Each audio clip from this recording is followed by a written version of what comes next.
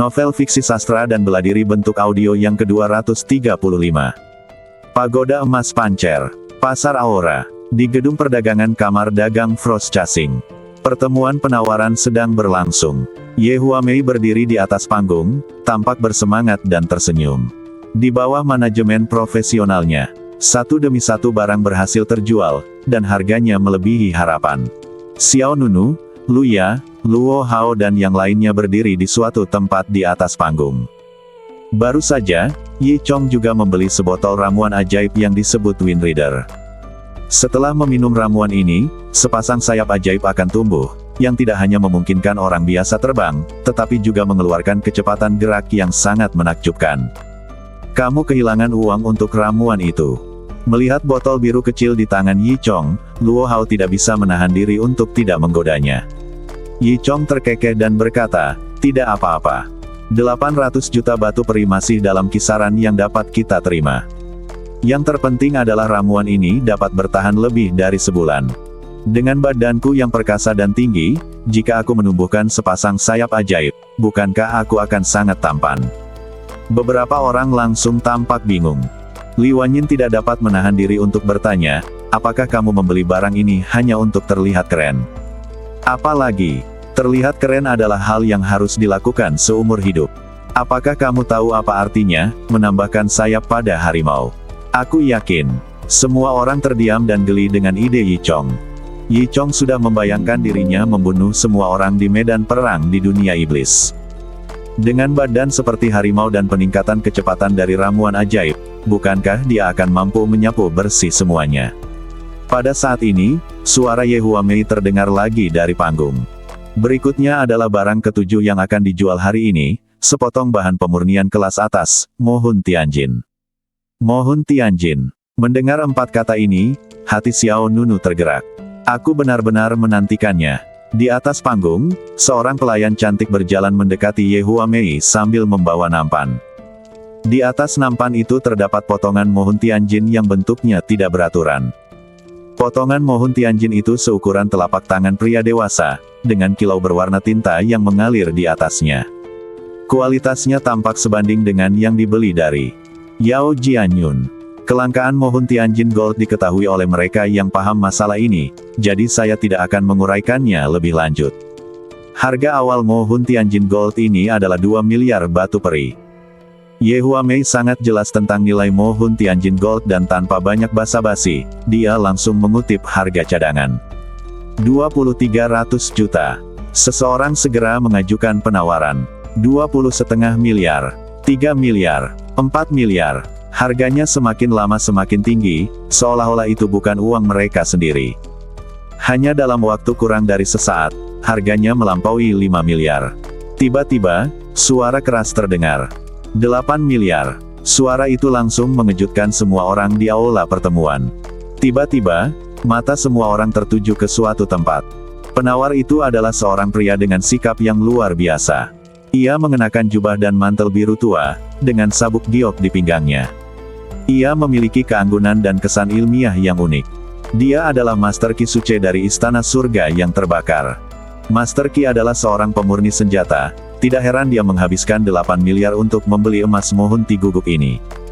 Mendengar tawaran 8 miliar, Ye Huamei tentu saja tersenyum senang. Dia berkata sambil tersenyum, Guru Qi Suce menawar 8 miliar batu abadi. Apakah ada yang bisa menawar lebih tinggi darinya? Terdengar bisikan suara dari hadirin, dan orang-orang yang baru saja mengajukan penawaran memilih untuk tetap diam. Wah, dia benar-benar kaya. 8 miliar sekarang juga, seru Li Wanyin. Yi Chong memegang sebotol ramuan iblis penunggang angin di tangannya, lalu menghela nafas, 8 miliar, kamu bisa membeli 10 botol ramuan ini dariku. Kamu benar-benar kaya. Tidak seorang pun boleh menawar harga lebih tinggi daripada Tuan Qi Suce. Saat mereka berbicara di sini, tiba-tiba, sebuah suara terdengar di telinga Li Wanyin, Yi Chong, dan yang lainnya. 10 miliar. Apa? 10 miliar. Semua mata tertuju. Luya, Luo Hao dan yang lainnya semuanya terkejut. Karena orang yang mengajukan penawaran itu tidak lain adalah Xiao Nunu yang berdiri di sampingnya. Adik Xiao, apakah kau bercanda? Luya tampak terkejut. Namun Xiao Nunu tampak tenang dan tidak terlihat sedang bercanda sama sekali. Orang lain di sekitar berbisik-bisik. Siapa orang ini? Aku belum pernah melihatnya, tapi melihat penampilannya, dia sepertinya dari Istana Suci Xuanyuan. Hei, dia mungkin mencari masalah dengan menawar melawan Tuan Muda Kisuce.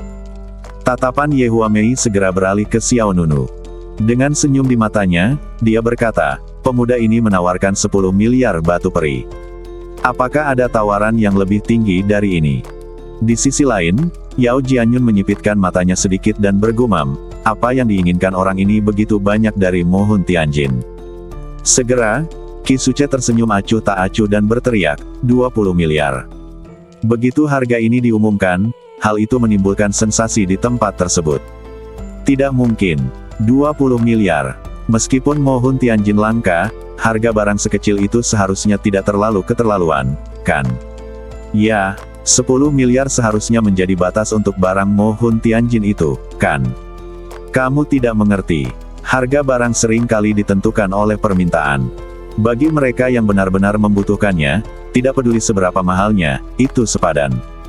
Itu benar. Mungkin semua bahan untuk pemurnian dikumpulkan bersama, dan satu-satunya yang hilang adalah barang Mo Hun Tianjin ini. Kemudian, Kisuce dari Istana Surga yang terbakar memandang Xiao Nunu dan berkata, jika kamu menawarkan 30 miliar, aku tidak akan menginginkannya. Semua orang memandang Xiao Nunu. Xiao Nunu tersenyum dan berkata, kalau begitu, seperti yang kamu katakan, 30 miliar.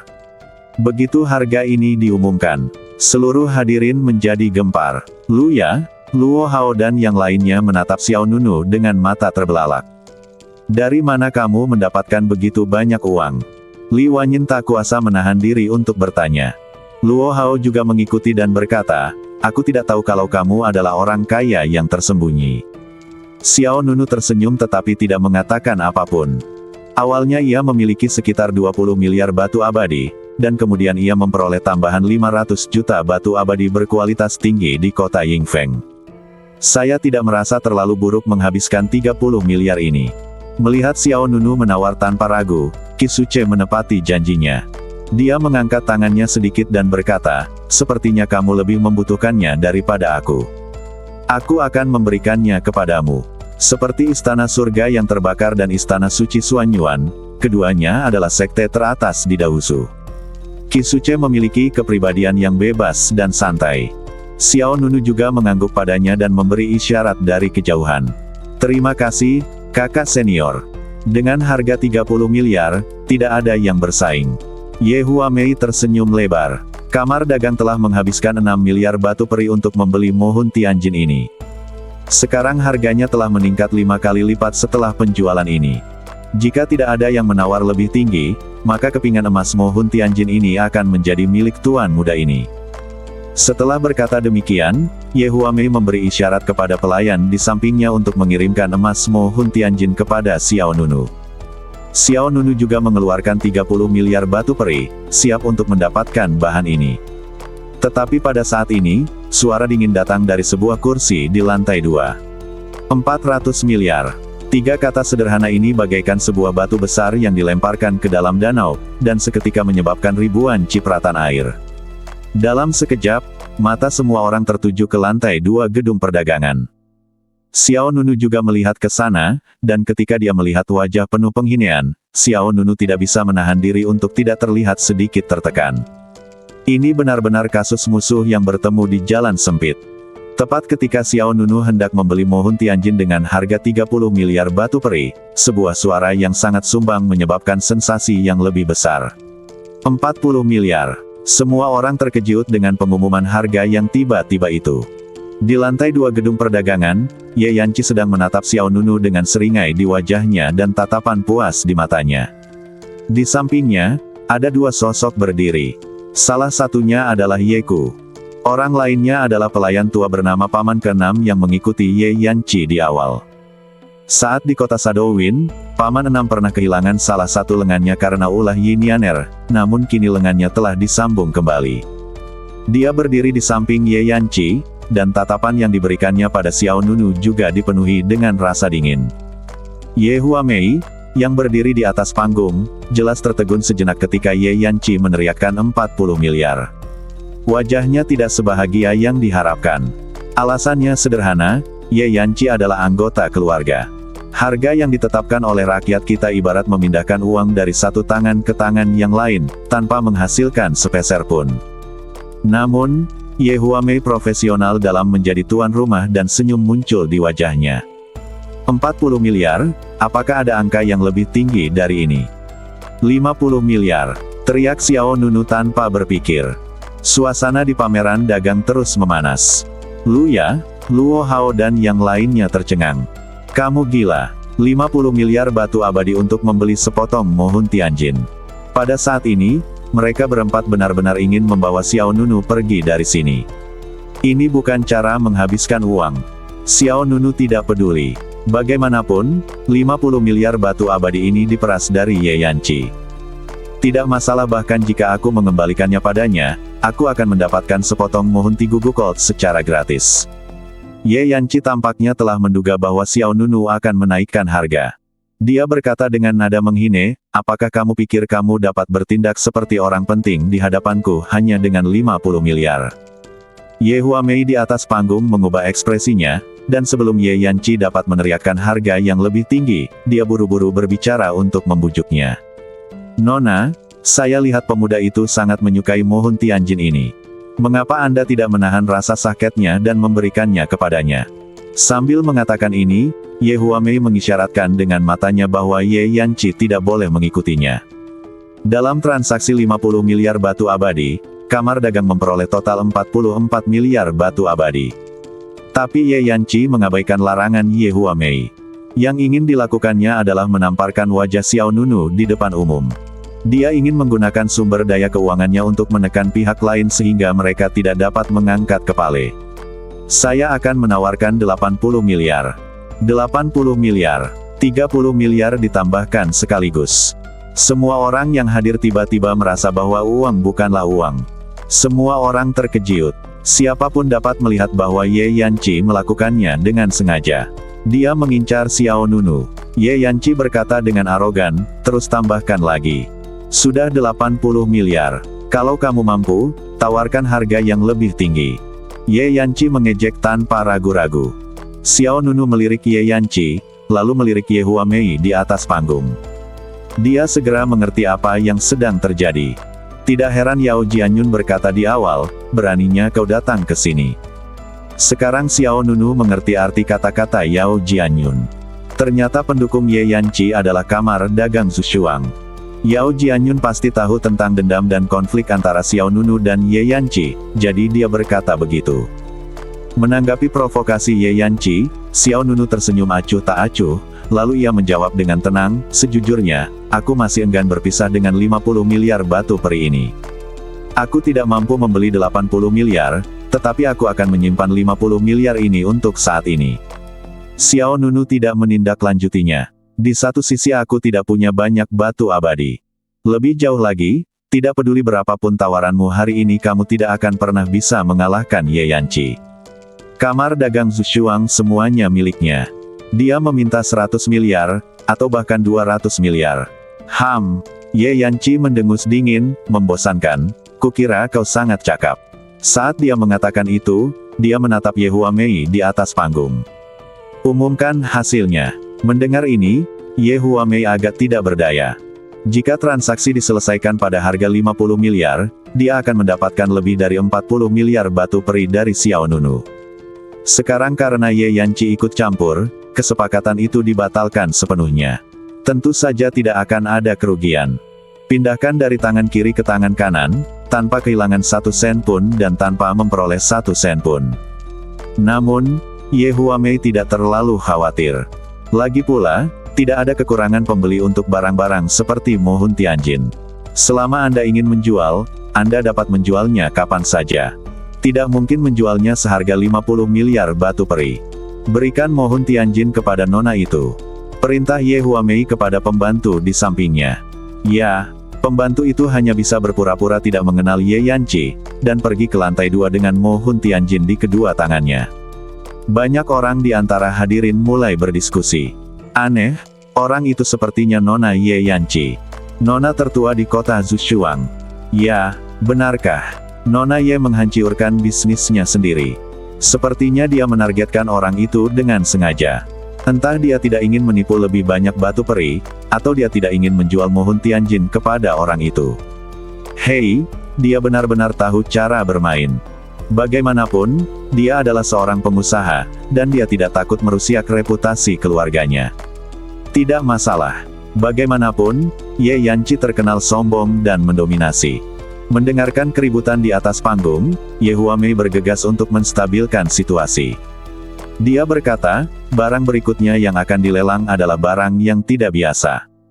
Setelah jeda, Ye Huamei melanjutkan, senjata dari dunia iblis yang sebanding dengan senjata abadi kelas 4. Singkatnya, senjata ajaib kelas 4. Perhatian semua orang langsung tertarik. Seorang pelayan berjalan ke panggung sambil membawa kotak kristal transparan. Ada kipas lipat merah di dalam kotak kristal. Tepi kipas lipat itu dikelilingi oleh cahaya dan bayangan berwarna merah darah, yang seperti kelopak, memperlihatkan aura jahat.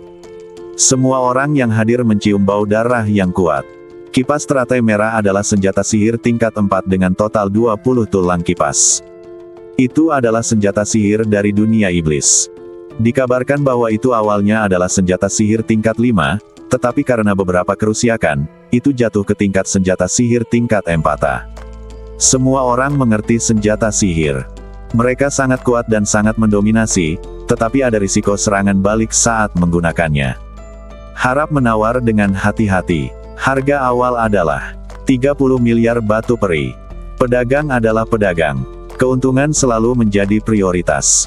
Ye Huamei memberitahu semua orang agar berhati-hati saat membeli, tetapi detik berikutnya dia menyebutkan harganya tanpa ragu-ragu. 32 miliar, 35 miliar, saya akan menawar 38 miliar. Saya akan menawar 40 miliar. Semua orang segera mengajukan penawaran. 60 miliar. Kisuce, pemurni senjata dari istana surga yang terbakar, sekali lagi menunjukkan kekuatan finansialnya yang kuat.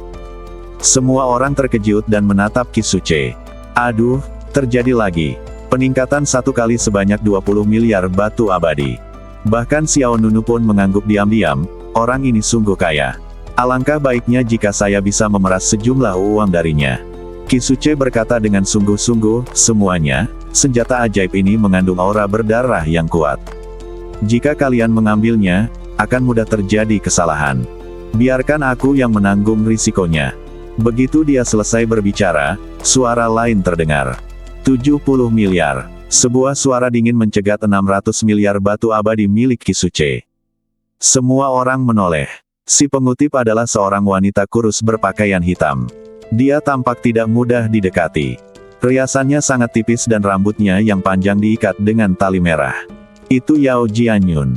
Seseorang di antara kerumunan itu angkat bicara. Yao Jianyun, peri pedang hantu, dari Jianghe. Apakah dia? Ya, dia. Aku tidak menyangka dia akan tertarik dengan senjata ajaib ini. Di atas panggung, Ye Huamei tersenyum dan berkata, 700 miliar batu abadi, apakah ada yang lebih tinggi dari ini? Semua orang berbisik satu sama lain, dan banyak orang ragu-ragu. Jika itu adalah senjata abadi kelas 4 murni, pasti akan ada orang yang memilih untuk menawar saat ini. Namun senjata ajaib tidak begitu mudah dikendalikan. Banyak sekali orang yang masih ragu. Hei, kakak senior Yao, jika aku bersaing denganmu untuk kipas teratai merah ini, apakah ada hal yang perlu aku perhatikan di masa depan? Kisuce bertanya sambil tersenyum. Yao Jianyun menjawab tanpa ekspresi, jangan pedulikan apapun. Ambil jalan memutar saja saat kau bertemu denganku lain kali. Ini. Kisuce menggaruk kepalanya dengan canggung, jangan seperti ini. Fokus saja pada latihan pedangmu. Berikan senjata ajaib ini padaku.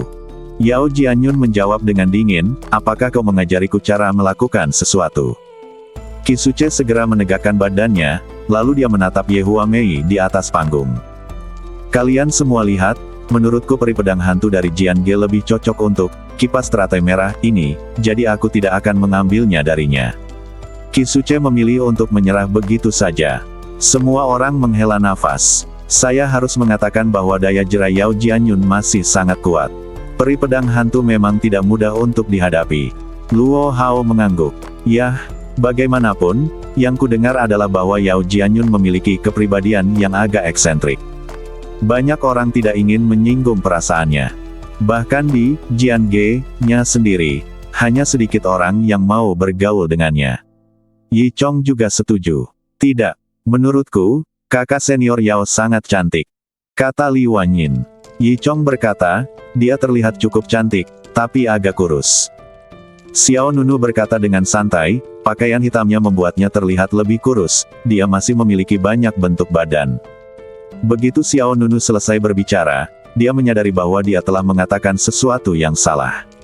Namun sudah terlambat, orang-orang di sekitarnya menatapnya tajam. Adik Xiao, apakah kamu ingin menjelaskan arti dari apa yang baru saja kamu katakan? Luya menatap ke arah pihak lain. Xiao Nunu pura-pura batuk 2 kali, aku hanya bicara omong kosong. Bicara omong kosong. Beberapa orang jelas tidak mempercayainya. Lagi pula, ketika mereka datang ke sini tadi, mereka merasa ada sesuatu yang salah dengan mereka berdua. Di atas panggung, melihat tidak ada yang menawar lagi, Ye Huamei berkata, jika tidak ada yang menawar, maka, kipas teratai merah, ini akan dijual dengan harga 80 miliar. Begitu dia mengatakan itu, suara lain yang tidak cocok terdengar di ruangan itu. Mata semua orang sekali lagi tertuju ke kursi di lantai 2. Jelaslah bahwa Ye Yanqi mulai berulah lagi. Ye Yanqi menatap Yao Jianyun dengan tatapan provokatif, dengan tatapan puas di matanya. Menurut pendapatnya, Yao Jianyun bertanggung jawab atas hilangnya muka Ye Yanqi di kota Yingfeng. Karena sumber masalahnya ada pada Yao Jianyun. Jika dia menawarkan Mohun Tianjin Gold di awal, semua hal yang terjadi kemudian tidak akan terjadi. Oleh karena itu, Yao Jianyun dan Xiao Nunu keduanya pantas mati. Yao Jianyun tidak menuruti perintah pihak lain dan langsung mengungkap niat pihak lain. Nona Ye, Anda sangat murah hati. Apakah ada yang tahu bahwa barang yang Anda beli adalah barang Anda sendiri? Jika Anda tidak ingin menjualnya, jangan keluarkan, agar tidak membuang-buang waktu semua orang di sini. Ye Huamei yang berada di atas panggung pasti merasa malu ketika Yao Jianyun menunjukkan identitas asli Ye Yanqi. Namun, Ye Yanqi tidak menunjukkan niat menahan diri. Dia berkata dengan arogan, karena kamar dagang Zushuang telah melelang barang itu, maka barang itu pasti akan dijual. Aku murah hati karena telah mengincar barang ini. Jika kamu menginginkannya, bayar saja lebih mahal dariku. Yao Jianyun mensibir, lalu berkata, lebih mahal darimu, kan? Oke, aku akan menambahkan 20 miliar lagi, totalnya 100 miliar batu peri, untuk membeli senjata ajaib kelas 4 itu. Ada keributan di gedung perdagangan. Ye Huamei dengan cepat memberi isyarat dengan matanya bahwa Ye Yanqi harus berhenti mengikutinya. 100 miliar batu abadi, ini pasti untung besar. Dibandingkan dengan Mohun Tianjin yang persediaannya sedikit, senjata ajaib lebih sulit dijual. Tapi Ye Yanqi mengabaikan gerakan Ye Huamei. Dia menatap Yao Jianyun. 100 miliar. Aku khawatir itu tidak cukup. Aku akan menawarkanmu 120 miliar. Jika hargamu lebih tinggi dari ini, aku akan memberikannya padamu. Ye Yanqi tampak bangga. Ini sungguh menjijaikan. Komoditas yang awalnya berharga 7 juta batu abadi, sekarang berharga lebih dari 120 miliar. Yao Jianyun tentu saja tidak akan menderita kerugian ini. Dia mengangkat tangannya dan berkata, simpan saja untuk dirimu sendiri. Ye Yanqi semakin tersenyum. Pertama Xiao Nunu, lalu Yao Jianyun. Melihat kedua orang ini dikalahkan, dia sangat senang. Mengenai reputasi kamar dagang Zushuang, Ye Yanqi tidak peduli sama sekali. Dia hanya merasa senang akan hal itu. Ye Yanqi hampir mengatakannya dengan lantang, saya dapat menjual barang-barang milik kamar dagang Zushuang saya kepada siapapun yang saya inginkan. Ye Huamei tidak punya pilihan lain selain mengambil risiko dan menyerahkan kipas teratai merah kepada Ye Yanqi. Kemudian dia berpura-pura tenang dan melanjutkan melelang barang-barang lainnya. Saat ini, di sebuah ruangan di lantai 3 gedung perdagangan, Yeku meninggalkan Ye Yanqi pada suatu saat dan berjalan memasuki ruangan. Tuan muda, Anda seharusnya melihat apa yang terjadi tadi, kan? Kata Yeku. Ye Zuoyu sedang duduk di rumah, memegang buku tebal di tangannya dan dengan santai meminum teh di atas meja. Tidak apa-apa, biarkan saja dia bermain. Asal dia bersenang-senang. Tidak sulit untuk melihat bahwa alasan mengapa Ye Yanqi begitu berubah-ubah dan mendominasi adalah karena dia dimanja oleh Ye Zuoyu. Yeku berbisik, tetapi jika nona muda melakukan ini, itu mungkin akan memengaruhi reputasi kamar dagang Zushuang kita. Ye Zuoyu berkata dengan tenang, bisnis kamar dagang Zushuang tersebar di seluruh Dahusu. Bahkan jika orang-orang ini tidak membelinya, ada banyak orang yang akan mendukungnya. Kamu hanya perlu tetap di sisinya dan melindungi keselamatannya. Kamu tidak perlu khawatir tentang hal lain. Mendengar ini, Yeku tidak mengatakan apa-apa lagi, dan kemudian dia mundur dengan hormat. Lelang berlanjut. Meskipun banyak orang tidak puas dengan perilaku Ye Yanqi, semua orang tampaknya menyadari bahwa Ye Yanqi hanya menargetkan Xiao Nunu dan Yao Jianyun. Oleh karena itu, dampak pada transaksi berikutnya tidak terlalu besar. Tepat saat pelelangan hampir berakhir, Yao Jianyun tiba-tiba menghampiri Xiao Nunu. Ikut aku. Hah. Xiao Nunu tertegun dan menatap orang itu dengan bingung. Ikuti saja aku. Setelah berkata demikian, Yao Jianyun berbalik dan berjalan pergi. Xiao Nunu ragu sejenak, lalu menghampiri pihak lain. Ada apa? Yao Jianyun menatap Xiao Nunu dengan tajam. Bisakah kau menelan ini? Xiao Nunu penuh dengan tanda tanya. Apa artinya? Yao Jianyun berkata, aku tidak bisa menelan nafas ini. Mari kita bekerja sama untuk menghancurkan kamar dagang Zushuang ini. Perkataan Yao Jianyun mengejutkan Xiao Nunu. Mereka berdua bekerja sama untuk menjatuhkan kamar dagang Zushuang. Apakah kamu serius? Xiao Nunu menatap orang itu. Aku pikir kamu bercanda. Tatapan mata Yao Jianyun tajam, dan hawa dingin seperti pedang terpancar dari badannya. Melihat ekspresi serius pihak lain, Xiao Nunu menyadari bahwa dia benar-benar bermaksud melakukan ini. Aku tidak datang ke sini sendirian. Xiao Nunu melirik Luya, Luo Hao dan orang lain yang tidak jauh di belakangnya. Ada apa? Kau bisa meminta mereka pergi dulu. Sejauh yang kutahu, di belakang kamar dagang Zushuang ada kota Zushuang. Lalu kenapa? Aku punya Jiange di belakangku, dan kau punya istana suci Suanyuan di belakangmu. Apa kau pikir kota Zushuang berani menyinggung dua sekte besar di saat yang sama? Insiden hari ini disebabkan oleh kamar dagang Zushuang, yang melanggar aturan terlebih dahulu. Kita tidak perlu menuruti mereka. Jangan pedulikan apapun dan hancurkan kamar dagang Zushuang dulu. Bahkan jika kota Zushuang menemukan istana suci Suanyuan setelahnya, itu tidak akan benar. Tatapan mata Yao Jianyun tegas dan sikapnya tegas. Harus saya katakan, wanita ini agak ekstrim dan agak gila. Namun kenyataannya, Yao Jianyun adalah orang gila yang tenang. Dia menatap Xiao Nunu dan berkata, menurutku, akan baik untukmu jika kita bekerja sama. Oh, manfaat pertama, kamu bisa mendapatkan kembali Mo Hun Tianjin. Manfaat kedua, lebih baik menyerang lebih dulu. Hah, Xiao Nunu sedikit mengernyit, dengan cahaya redup di matanya. Yao Jianyun berkata, menurutku kamu tidak bodoh. Berdasarkan karakter Ye Yanqi yang picik, aku khawatir dia tidak akan membiarkanmu pergi begitu saja. Kamu pasti akan mendapat banyak masalah di masa depan. Lebih baik hentikan masalah sejak awal. Apa yang dikatakan Yao Jianyun masuk akal. Xiao Nunu berkata, apa yang akan kau lakukan? Yao Jianyun berkata, di gedung perdagangan ini, ada 3 orang ahli alam Raja Abadi dari kota Zushuang. Salah satunya adalah Tuan Muda Kota Zushuang, Ye Zuoyu, yang merupakan kakak laki-laki Ye Yanqi. Kultivasinya telah mencapai tahap akhir alam Raja Abadi. Yang satunya adalah Yeku, yang merupakan orang kepercayaan Ye Zuoyu, dan kultivasinya berada di tahap tengah alam Raja Abadi. Dan yang lainnya adalah budak tua di samping Ye Yanqi, yang berada di tahap awal alam Raja Abadi. Setelah jeda, Yao Jianyun melanjutkan, bagaimana dengan pelayan alam Raja Abadi di sampingmu? Dia akan menangani 1 orang, aku akan menangani 2 orang, dan kau akan menangani yang lainnya. Xiao Nunu menjawab, Nianer tidak ada di sini. Yao Jianyun mengerutkan kening, dia tidak ada di sini. Xiao Nunu mengangguk, tidak. Jika dia tidak ada di sini, maka rencana kita tidak dapat dilaksanakan tanpa jaminan. Mungkin, kita bisa mencobanya. Apa kau serius? Jawaban Xiao Nunu mengejutkan Yao Jianyun. Sedikit rasa dingin melintas di mata Xiao Nunu, seperti yang baru saja kau katakan, Ye Yanqi tidak akan membiarkanku pergi begitu saja. Jadi daripada mundur, lebih baik aku mencobanya. Kau berani sekali. Yao Jianyun tidak ragu untuk mengungkapkan pujiannya. Sejujurnya, dia pikir Xiao Nunu akan mundur. Aku tidak menyangka pihak lain begitu mendominasi. Mengetahui bahwa ada 3 raja abadi di pihak kamar dagang Zhuxiang, dia tetap memilih untuk bertarung dengan keras. Kurasa Xiao Nunu pasti punya cara sendiri. Baiklah, bahkan jika kita tidak dapat mengalahkan kamar dagang Zhuxiang di pasar gelap Lingguang, kita harus memberi pelajaran pada wanita manja itu.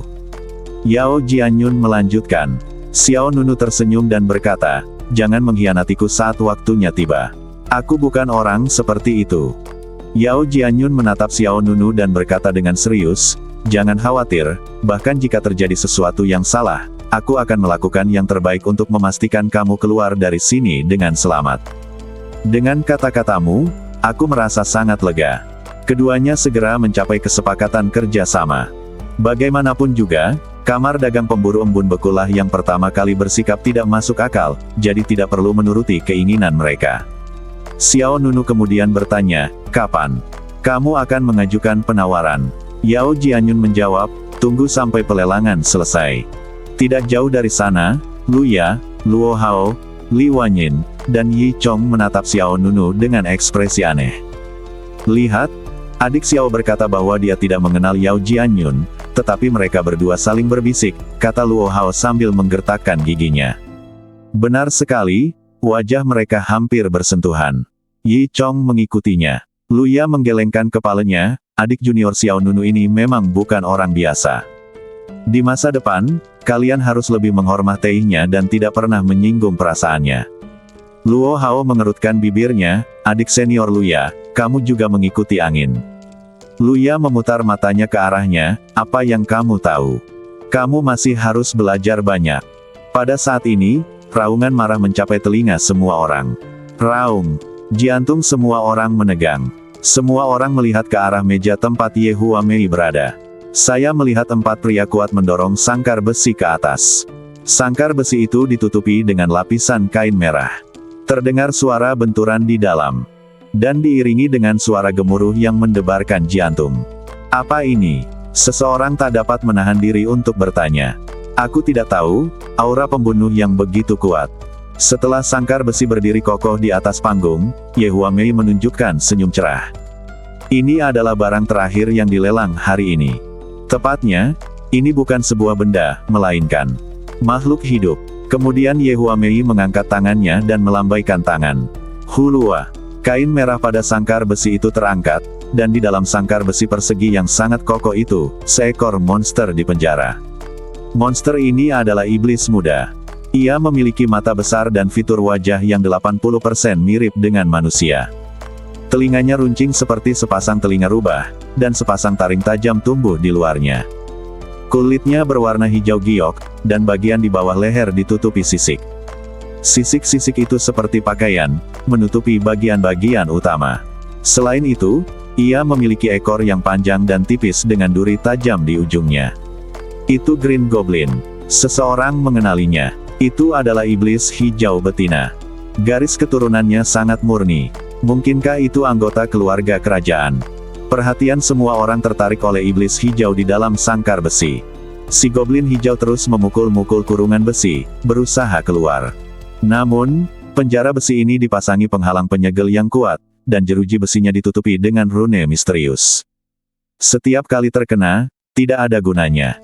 Hiss. Ia mencengkeram pagar dengan kedua tangannya, memamerkan giginya ke arah orang-orang di luar, dan tampak sangat kesal. Ye Huamei mulai menjelaskan. Ini adalah iblis hijau dengan darah tingkat tinggi. Saya yakin semua orang menyadari kemampuan iblis hijau. Iblis jenis ini memiliki vitalitas yang sangat kuat dan bergerak sangat cepat. Ia sering muncul dan menghilang tanpa jejak. Kami menghabiskan banyak energi dan biaya untuk menangkapnya. Setelah jeda, Ye Huamei melanjutkan, karena ia belum tumbuh dewasa, ada kesempatan untuk menjinakkannya. Tentu saja, meskipun tidak dapat dijinakkan, darah iblis tingkat tinggi di dalamnya akan sangat berguna. Harga awal iblis hijau ini adalah 50 miliar batu peri. Harga awal untuk Green Goblin adalah 50 miliar batu peri. Untuk sesaat, gedung perdagangan menjadi gempar. Banyak orang mulai menawar. 55 miliar, 58 miliar, 60 miliar. Beberapa orang menawar dengan panik. Beberapa orang tidak dapat mengerti. Seseorang melelang Green Goblin, dan harganya sangat tinggi. Luo Hao tampak bingung. Yi Chong juga merentangkan tangannya, bukankah menyeramkan jika membawa pulang benda ini? Cakar Green Goblin akan meninggalkan lubang berdarah dengan satu goresan. Tidak apa-apa bagiku untuk merasa gelisah, tetapi seluruh keluarga juga tidak akan bisa tidur nyenyak. Li Wanyin juga mengangguk, menurutku itu agak aneh juga. Bukankah lebih baik membunuhnya dengan satu pedang? Luya di sebelahnya menggelengkan kepalanya dan berkata, Green Goblin muda dapat dijinakkan. Selain itu, setelah iblis menangkap manusia, beberapa dari mereka tidak akan membunuh mereka secara langsung. Mereka akan menyiksa, menjinakkan, atau mengendalikan pikiran mereka dan mengubah mereka menjadi budak iblis. Tetapi pasti ada perbedaan antara manusia dan iblis. Iblis pada dasarnya kejam, ekstrim, dan ganas. Mereka sulit dijinakkan. Li Wanyin bertanya, pasti akan selalu ada jalan. Kalau tidak bisa dijinakkan, pasti ada kegunaan lain. Toh, itu adalah iblis hijau dengan garis keturunan tingkat tinggi dan jarang terlihat. Luya menjelaskan beberapa kalimat secara singkat, lalu berkata, hampir selesai, ayo. Luo Hao, Yi Chong, dan Li Wanyin mengangguk. Ini adalah babak akhir lelang. Mereka tidak terlalu tertarik pada Green Goblin, jadi mereka berencana untuk pergi. Adik Xiao, ayo berangkat. Luo Hao melambaikan tangan pada Xiao Nunu yang berdiri tidak jauh darinya. Xiao Nunu berjalan mendekat dan berkata, kalian kembali dulu, aku masih ada urusan lain. Beberapa orang tercengang. Ada apa? Luo Hao bingung. Li Wanyin mengikuti dan berkata, kami akan menunggumu. Kami datang ke sini bersama-sama, jadi sebaiknya kami pulang bersama-sama. Selain itu, kakak senior Dulan mengatakan bahwa pasar gelap Lingguang akhir-akhir ini tidak begitu tenang, jadi sebaiknya kami tidak tinggal lebih lama lagi. Xiao Nunu berkata, tidak apa-apa, kalian pergi dulu. Aku mungkin tidak bisa pergi secepat itu. Beberapa orang bingung. Luo Hao terus bertanya, apa yang terjadi begitu misterius? Mari kita lihat apakah kita bisa membantu. Xiao Nunu tidak tahu bagaimana menjawabnya. Tidak mungkin dia akan bergandengan tangan dengan Yao Jianyun untuk menghancurkan kamar dagang Zushuang, kan? Masalah antara pria dan wanita. Pada saat ini, Yao Jianyun berjalan di belakang Xiao Nunu. Mereka berempat membelalakkan matanya. Xiao Nunu juga tercengang. Yao Jianyun berkata kepada keempat orang itu dengan ekspresi acuh tak acuh di wajahnya, apa? Kalian juga ingin membantu. Ketika aku sendirian dengannya, apakah kalian menyemangatiku dari samping? Ketika kata-kata ini keluar, beberapa orang hampir muentah darah di tempat. Wajah Li Wanyin menjadi semakin merah. Dia menatap Xiao Nunu dengan tatapan mata yang rumit dan berpikir dalam hati, aku tidak menyangka adik muda Xiao menjadi orang seperti ini. Bahtuuk, bahtuuk, bahtuuk. Luya berpura-pura bahtuuk 2 kali. Dia berpura-pura tenang dan berkata, karena adik muda Xiao memiliki hal-hal penting untuk dilakukan, kami akan kembali terlebih dahulu. Kamu harus berhati-hati. Tatapan mata Luo Hao tegas, adik muda Xiao, jangan khawatir, kami tidak akan membicarakan urusanmu. Kami akan tutup mulut. Yi Chong mengangguk, adik muda Xiao, bersenang-senanglah dengan kakak senior Yao. Seketika, mereka berempat berbalik pada saat yang sama dan berjalan keluar. Xiao Nunu berdiri dalam keadaan kacau balau. Dia menoleh untuk melihat Yao Jianyun, tidak tahu apakah harus tertawa atau menangis. Beraninya kau berkata begitu. Aku tidak peduli, jadi apa yang kau takutkan? Saat kau mengirim mereka berempat pergi, semuanya sudah terlambat. Yao Jianyun berkata dengan nada sarkasme. Benar juga, kita kan belum pernah berduaan sebelumnya. Balas Xiao Nunu. Yao Jianyun mengerutkan kening, teringat adegan pemulihan di restoran hari itu, dan ekspresinya tampak sedikit aneh. Setelah itu, Yao Jianyun berkata, aku sudah memikirkan cara untuk mengambil inisiatif. Xiao Nunu menjawab, aku juga punya cara. Saat mereka berbicara, pandangan mereka serentak beralih ke kandang besi di atas panggung.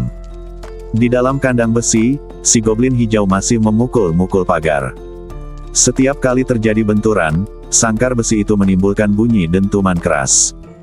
Badan Green Goblin penuh dengan luka, bahkan sisik-sisiknya berserakan di tanah. Meskipun demikian, auranya tidak melemah sedikit pun. Green Goblin terkenal karena vitalitasnya yang kuat, dan cedera ini tidak ada apa-apanya baginya. Yao Jianyun dan Xiao Nunu saling berpandangan, dan seringai muncul di wajah mereka. Jelas bahwa mereka memiliki ide yang sama. Saat ini suasana di gedung perdagangan masih santai. Orang-orang di antara penonton masih menawar. Harga Green Goblin telah mencapai lebih dari 90 miliar. Setan hijau dengan garis keturunan bangsawan tinggi memiliki batas pertumbuhan yang sangat tinggi. Jika Anda dapat menjinakkannya, saat ia tumbuh dewasa, ia akan seperti memiliki budak tambahan setingkat Immortal King Realm di sisi Anda. Oleh karena itu, nilainya tidak jauh kurang dari senjata ajaib tadi.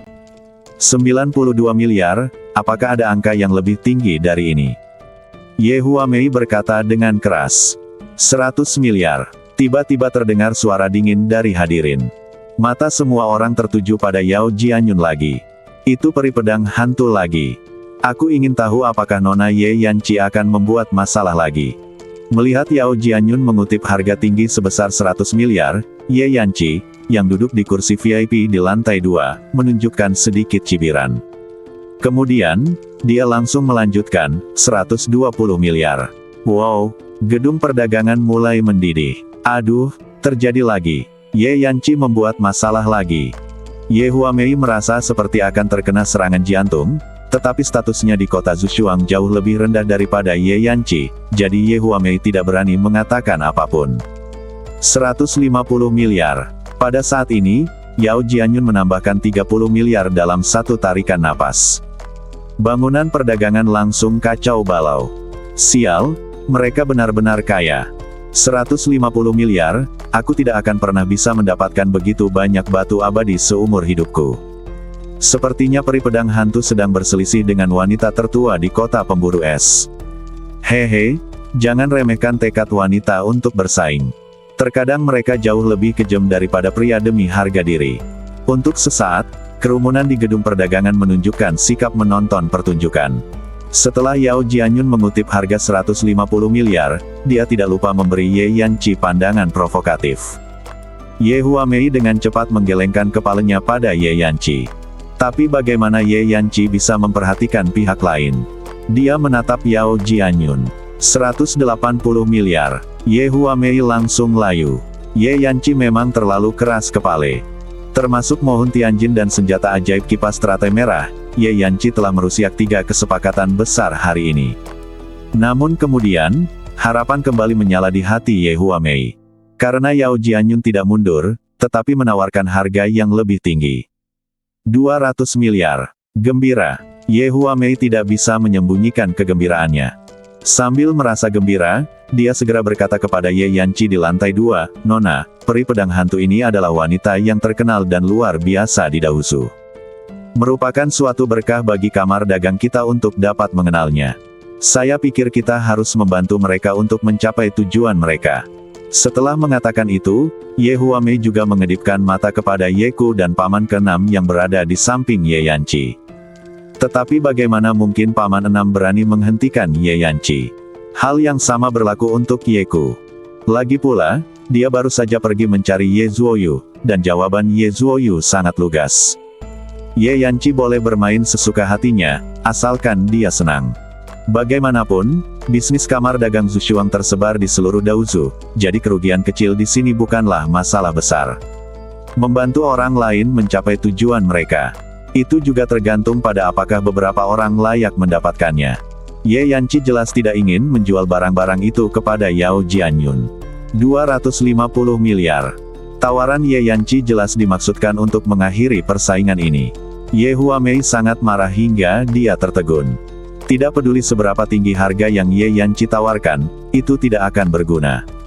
Bahkan jika dia menawarkan 1 triliun, dia hanya berbicara singkat. Bagi seluruh kamar dagang, tidak ada keuntungan sama sekali. Namun Yao Jianyun berbeda. 200 miliar batu abadi miliknya adalah nyata. Setelah menyebutkan harganya, Ye Yanqi mulai mensibir dengan angkuh. Kau pikir kau bisa mengambil setan hijau kecil ini? Itu hanya angan-angan.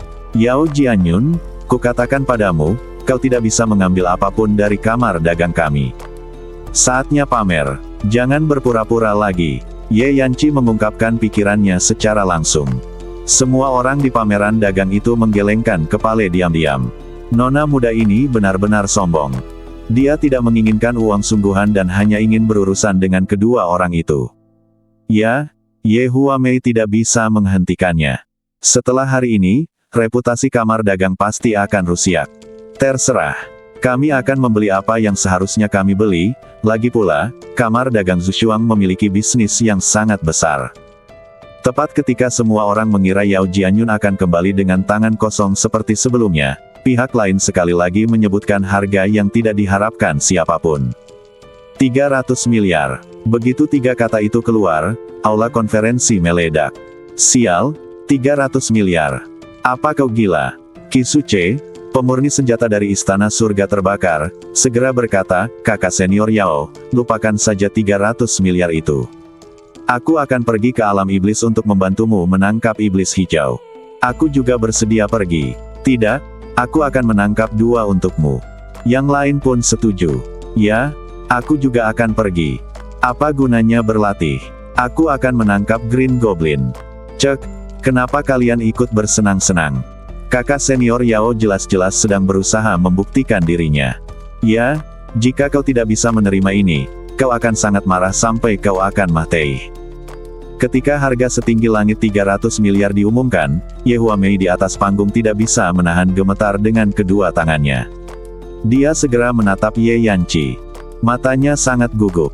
Ye Huamei bersumpah bahwa jika Ye Yanqi berani melakukan ini, dia akan berhenti setelah pelelangan selesai. Suasana di lapangan tegang. Bahkan Ye Ku dan Paman ke-6 menatap Ye Yanqi dengan ekspresi serius. Di bawah panggung, Xiao Nunu menatap Yao Jianyun dengan tenang. Dia adalah satu-satunya di antara hadirin yang mengerti tujuan Yao Jianyun melakukan ini. Apa? Sekarang sudah gagal. Tidak akan menambah lagi. Yao Jianyun membalas. Dan pada saat ini, Ye Yanqi benar-benar tertawa. Dia tersenyum sangat bangga. Hahaha. Yao Jianyun, kau benar-benar bodoh.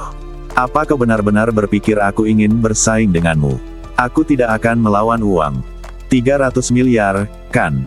Ini, Green Goblin ini untukmu. Tawa Ye Yanqi bergema di aula konferensi. Semua orang di lapangan tercengang. Ye Yanqi benar-benar menyerah. Ye Yanqi berteriak kepada Ye Huamei, apa yang masih kau lakukan? Kirim setan hijau kecil ini ke peri pedang hantu. Ya, Ye Huamei tidak bereaksi untuk beberapa saat. Dia buru-buru berkata kepada murid-murid kamar dagang Zhuang di belakangnya, selamat kepada peri pedang hantu karena telah menangkap setan hijau ini. Kirim padanya dengan cepat. Ya, mereka berempat mengerti dan segera mendorong kandang besi itu ke atas panggung. Orang-orang di tempat kejadian secara bertahap bereaksi. Apakah Yao Jianyun tertipu? Hebat. Kupikir Ye Yanqi benar-benar akan bertarung sampai akhir.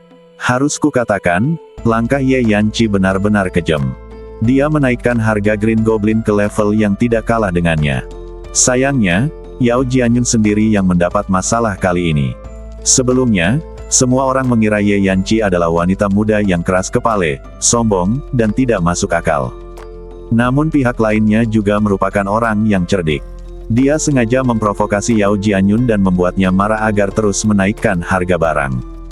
Faktanya, Mohun Tianjin dan Magic Weapon Red Lotus Fan barusan juga menggunakan rutinitas yang sama. Jika Xiao Nunu mengikutinya sepanjang jalan, Ye Yanqi pasti akan menipu Xiao Nunu. Apakah kamu senang? Peri pedang hantu, kamu menang. Ye Yanqi menatap Yao Jianyun seperti seorang pemenang. Ngomong-ngomong, aku lupa memberitahumu, kita menghabiskan kurang dari 100 miliar batu peri untuk mendapatkan iblis hijau ini. Sekarang setelah aku menjualnya kepadamu, aku mendapat untung kecil sebesar 200 miliar. Untung kecil sebesar 200 miliar. Kalimat ini benar-benar mematahkan dan menyayat hati. Di mata semua orang, Ye Yanqi meraih kemenangan besar. Ini bahkan lebih baik daripada tidak menjual barang tersebut ke pihak lain. Hebat. Ye Yanqi jauh lebih hebat dari yang kukira. Kata seseorang. Ya, Yao Jianyun benar-benar akan berdarah kali ini. Tekanan darahku melonjak hanya dengan melihatnya. Yao Jianyun pasti sangat marah sampai paru-parunya meledak. Di bawah tatapan semua orang, 4 murid kamar dagang Zushuang mendorong sangkar besi ke arah Yao Jianyun. Si goblin hijau di dalam sangkar memamerkan giginya dan matanya merah. Ia menatap Yao Jianyun dan orang-orang di sekitarnya dengan ganas, mencengkeram pagar dengan erat menggunakan cakarnya yang tajam, dan berulang kali membenturkan kepalanya ke kandang. Bayar, Yao Jianyun. Ye Yanqi menyombongkan diri.